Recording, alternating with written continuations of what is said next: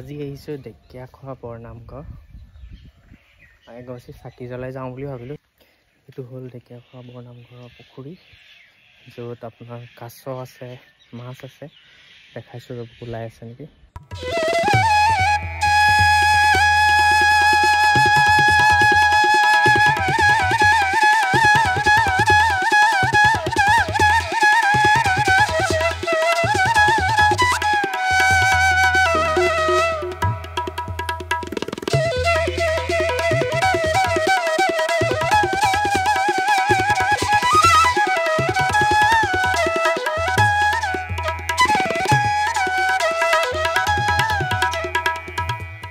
ঢেকীয়াখোৱালৈ ইমানবাৰ আহিলোঁ, কিন্তু পাৰ্ক এখন যে আছে আজিহে গম পাইছোঁ। আপোনালোকে গম পায়নে বাৰু?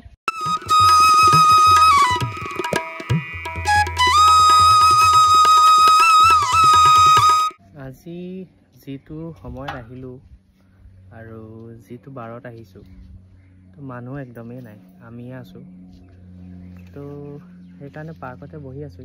মানুহ বেছি থাকিলেও মোৰ ভাল নালাগে। তো এতিয়া বহুত ধুনীয়া লাগিছে এনেকৈ পৰিৱেশত বহি লৈ। মানে শান্তি লাগে কিবা এটা। এই পৰিৱেশটো ভাল লাগে। এইটো বান্দৰ চক আহিছে চব। এইটো পোৱালি কেং আছে সিহঁতৰ। এইফালে আছে, সেইফালে তলত আছে, এইফালে এটা এই আছে সিহঁতৰ।